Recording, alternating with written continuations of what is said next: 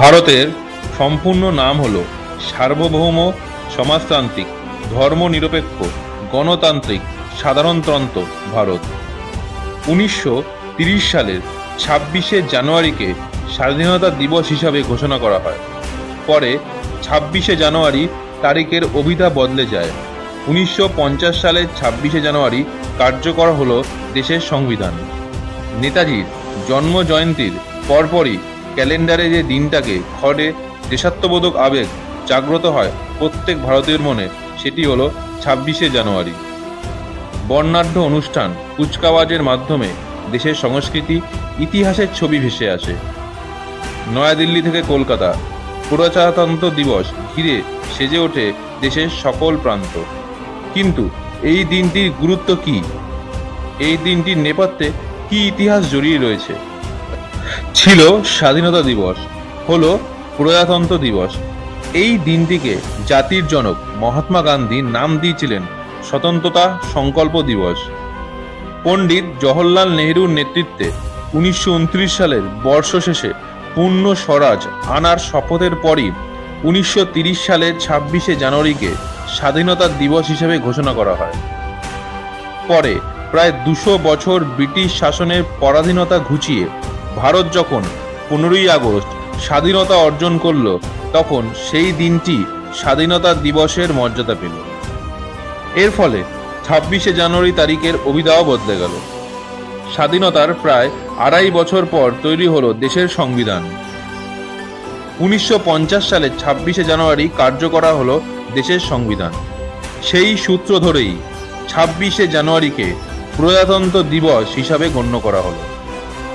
26শে জানুয়ারি সকাল 10:18 ভারতের সংবিধান কার্যকরী হয়। এদিন দিল্লিতে কুচকাওয়াজ অনুষ্ঠিত হয়। 8 কিলোমিটারের কুচকাওয়াজ শুরু হয় রাইজিনা হিল থেকে। এরপর রাজপথ, ইন্ডিয়া গেট হয়ে লালকেল্লায় এর শেষ হয়। জাতীয় সঙ্গীতের সময় 21টি তোপে সেলামি দেওয়া হয়। জাতীয় সঙ্গীতের শুরু থেকেই এই সেলামি দেওয়া শুরু হয় ও 52 সেকেন্ডে জাতীয় সঙ্গীত শেষ হওয়ার সঙ্গে সঙ্গে এরও সমাপ্তি ঘটে। প্রতি বছর প্রজাতন্ত্র দিবস প্যারেডে বিভিন্ন রাজ্যের ট্যাবলো অংশগ্রহণ করে।